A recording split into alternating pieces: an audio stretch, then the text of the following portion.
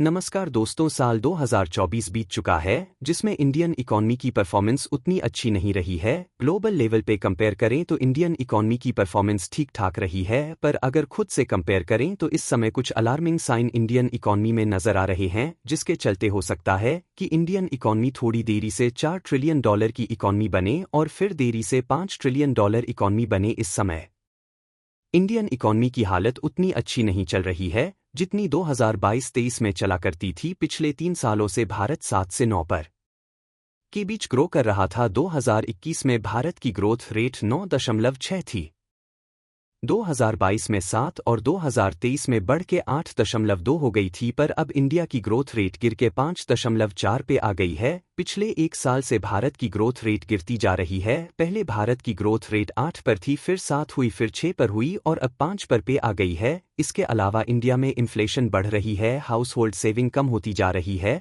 जिससे इंडिया में लोगों की कंजप्शन कम होती जा रही है, जिससे डिमांड कम होती जा रही है। पैंडेमिक के बाद से इंडिया में फूड एंड बेवरेजेस की प्राइस 35 इंक्रीज हुई है। अब इतनी तो लोगों की इनकम नहीं बढ़ी है जितनी तेजी से भारत में इन्फ्लेशन बढ़ रही है। आज के समय भारत में फूड इन्फ्लेशन इतनी ज्यादा है कि लोग सिर्फ जरूरत वाली चीज ही खरीद रहे हैं और नॉन एसेंशियल फूड आइटम कम खरीद रहे हैं, जिसके चलते भारत में डिमांड कम होती जा रही है। डिमांड कम होने से FMCG companies dub Nestle Hindustan Unilever ने बताया है कि उनकी सेल्स कम होती जा रही है। इसके अलावा भारत में इंटरेस्ट रेट इस समय इतना ज्यादा है कि लोग कम ऑटोमोबाइल खरीद रहे हैं, जिससे भारत में कार की सेल्स भी कम होती जा रही है। भारत में जितनी तेजी से महंगाई बढ़ रही है उतनी तेजी से लोगों की इनकम नहीं बढ़ रही है। पर हैरानी की बात यह है कि भारत के मिडिल क्लास ने कॉर्पोरेट कंपनी से ज्यादा टैक्स दिया है और रिटर्न में उनको कुछ नहीं मिल रहा है। उसे गंदी हवा, गंदा पानी, पुअर इंफ्रास्ट्रक्चर देखने को मिल रहा है। आज के समय बैंक्स का इंटरेस्ट रेट इतना हाई है कि मिडिल क्लास घर खरीदने से पहले 100 बार सोच रहा है। इसके अलावा पेट्रोल डीजल की प्राइस कम नहीं हो रही है, रुपये गिरता जा रहा है, जिससे भारत में इन्फ्लेशन के बढ़ने का खतरा और बढ़ता जा रहा है। तो इस करंट सिचुएशन को देखने के बाद कुछ इकोनॉम का कहना है कि अगर आने वाले 1-2 क्वार्टर यानी कि 6 महीनों में इंडिया में कंजप्शन ऐसे ही गिरती गई तो इंडियन इकॉनमी स्लो डाउन को फेस करेगी जैसे 2019 में की थी। अब यह देखने के बाद आप लोग बोलेंगे कि इंडियन इकॉनमी तो गई, पर देखो ऐसा नहीं है, क्योंकि भारत के 2 मेजर सेक्टर मैन्युफैक्चरिंग और सर्विस सेक्टर ने इंडिया की ग्रोथ रेट को संभाला हुआ है। 2024 में एक अच्छी बात यह रही है कि इंडिया के मैन्युफैक्चरिंग और सर्विस सेक्टर में ग्रोथ देखने को मिली है, जिससे जॉब्स जनरेट हुई हैं। 2024 में भारत के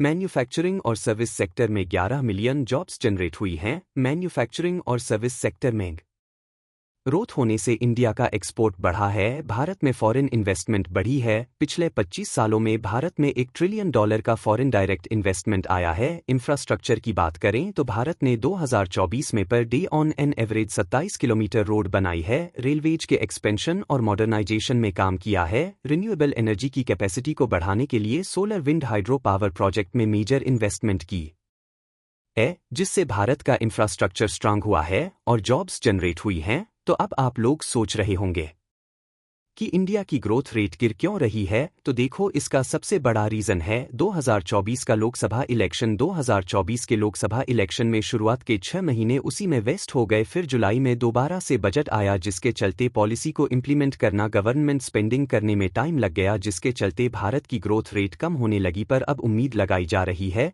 कि आने वाले समय में इंडिया की ग्रोथ रेट बढ़ेगी। तो अब आप लोग सोच रहे होंगे कि 2025 में इंडियन इकॉनमी कैसा परफॉर्म करेगी और भारत का $4 ट्रिलियन की जीडीपी बनेगा। तो देखो 2025 इंडियन इकॉनमी के लिए बहुत चैलेंजिंग होने वाला है, क्योंकि ट्रंप चाचा दोबारा से पावर में आ गए हैं और वो इस बार बहुत हार्ड होने वाले हैं। उनके टैरिफ से दुनिया पहले ही डरी हुई है और ट्रंप के जीतने के बाद इंडियन रूपी बुरी तरह से गिर रहा है। तो 2025 में इंडियन इकॉनमी के सामने मेजर चैलेंजेबल के टैरिफ को फेस करना पड़ेगा। वहीं दूसरी तरफ भारत को अपनी ग्रोथ रेट और इन्फ्लेशन को कंट्रोल में रखना होगा। अब आप लोग जानना चाहेंगे कि 2025 में इंडियन इकॉनमी में स्लो डाउन तो नहीं आएगा, तो देखो यह डिपेंड करेगा कि भारत सरकार का इस साल का बजट कैसा होगा। देखो Indian economy consumption base economy है। इंडिया की जीडीपी में कंजप्शन का शेयर 60 है, तो भारत में जब लोगों की कंजप्शन पावर बढ़ती है तो इंडियन इकॉनमी तेजी से ग्रो करने लगती है। वहीं कंजप्शन डाउन होती है तो ग्रोथ रेट भी डाउन होती है। तो भारत को अपनी कंजप्शन पावर को बढ़ाना होगा और उसके लिए भारत सरकार और आरबीआई को मॉनेटरी रिफॉर्म करने होंगे, जिससे भारत में इन्फ्लेशन कम होगी और लोगों की इनकम बढ़ेगी। देखो, बजट में भारत सरकार को स्पेसिफिक सेक्टर देखने होंगे जहां पे स्लो डाउन आ रहा है और वहां पे ज्यादा इन्वेस्ट करना होगा और उन सेक्टर में रिफॉर्म करना होगा। वहीं आरबीआई को रेट कट करना होगा, क्योंकि इस समय भारत में इंटरेस्ट रेट बहुत हाई है, लोग कम लोन ले रहे हैं। तो रेट कट करने से इंडिया में लोन सस्ता हो जाएगा, जिससे लोगों को घर गाड़ियां खरीदने में आसानी होगी और फिर भारत में डिमांड बढ़ेगी। इसके अलावा भारत सरकार को कुछ मेजर टैक्स कट करना होगा। भारत में अर्बन एरियाज में लोगों की कंजप्शन कम हो रही है, उनकी बाइंग पावर कम हो रही है, तो भारत सरकार को अर्बन एरियाज में कंजप्शन बढ़ाने के लिए टैक्स रिलीफ देना होगा, जिससे लोगों के पास पैसा ज्यादा रहे और वह ज्यादा सामान खरीद सके और भारत में कंजप्शन बढ़ सके। देखो, ऐसा नहीं है कि इंडियन इकॉनमी पहली बार स्लो डाउन की तरफ बढ़ रही है। इंडियन इकॉनमी में यह लगा रहता है, हर 5-6 साल में इंडियन इकॉनमी में ग्रोथ रेट गिरने लगती है, फिर इकोनॉमिक रिफॉर्म करने से ग्रोथ रेट बढ़ने लगती है। इंडिया के चीफ इकोनॉमिक एडवाइजर का कहना है कि हमें चिंता करने की जरूरत नहीं है, क्योंकि कुछ इंटरनल और एक्सटर्नल चीजों के चलते भारत की ग्रोथ रेट डाउन हुई है और ये चीज लॉन्ग टर्म नहीं रहने वाली है। और इस फाइनेंशियल या भारत की ग्रोथ रेट 6.5 से 7 पर के बीच होने वाली है। देखो, हमें लग रहा है कि पिछले 1 साल में भारत की ग्रोथ रेट गिरी है, पर अगर हम ग्लोबल लेवल पे देखें तो भारत ने बाकी मेजर कंट्रीज से अच्छा परफॉर्म किया है। Europe, US, UK, China, Japan सबकी ग्रोथ रेट गिरी है। चाइना की ग्रोथ रेट 5 पर से भी कम हो गई है और भारत की ग्रोथ रेट 6.5 से 7 पर के बीच प्रिडिक्ट की जा रही है। तो देखो, इससे एक चीज साफ समझ में आ रही है कि इंडियन इकॉनमी 6 पर से नीचे तो अभी नहीं जाने वाली है। तो इसका मतलब यह है कि इंडियन इकॉनमी में अभी स्लो डाउन नहीं है। हाँ, पर फ्यूचर में अगर चाइना से फिर से कोई पैंडेमिक आ गया या कोई और ग्लोबल इवेंट हो गया, तब ये सारी प्रेडिक्शन रॉन्ग साबित होगी। आइए अब जानते हैं कि क्या भारत 2025 में $4 ट्रिलियन की इकॉनमी बनेगा या नहीं। तो देखो, इस समय इंडिया की जीडीपी $3.94 ट्रिलियन है। अगर रुपी कमजोर ना हुआ होता तो इंडिया ऑलरेडी $4 ट्रिलियन की इकॉनमी बन गया होता, पर 2025 में भारत की जीडीपी $4 ट्रिलियन की हो जाएगी और यह साल के एंड तक $4.3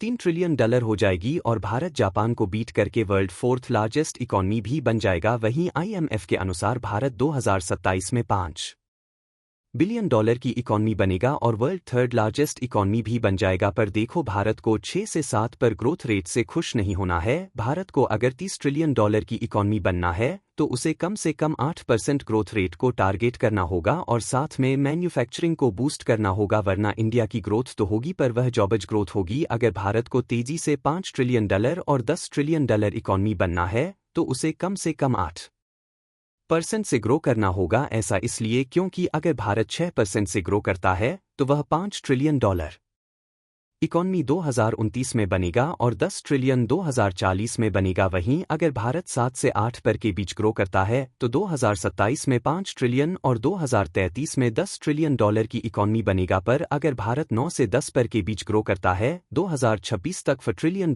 और 2031 तक $10 ट्रिलियन इकॉनमी होगा। तो 9 से 10 पर ग्रोथ रेट से पहले भारत को 8% टारगेट पे फोकस करना होगा और देखा जाए तो यह टारगेट मुमकिन भी है। कैसे, मैं आपको बताता हूं। देखो, अगर भारत को ग्रोथ रेट को 8 पर पे मेंटेन करके रखना है तो उसके लिए भारत को अपनी जीडीपी में इन्वेस्टमेंट के शेयर को बढ़ाना होगा। सिंपल लैंग्वेज में बताऊं तो इस समय भारत की जीडीपी में 59 शेयर कंजप्शन का है, मतलब भारत में जो प्रोडक्शन होती है या कोई भी चीज बनती है वह ज्यादातर भारत के लोग ही कंज्यूम कर लेते हैं।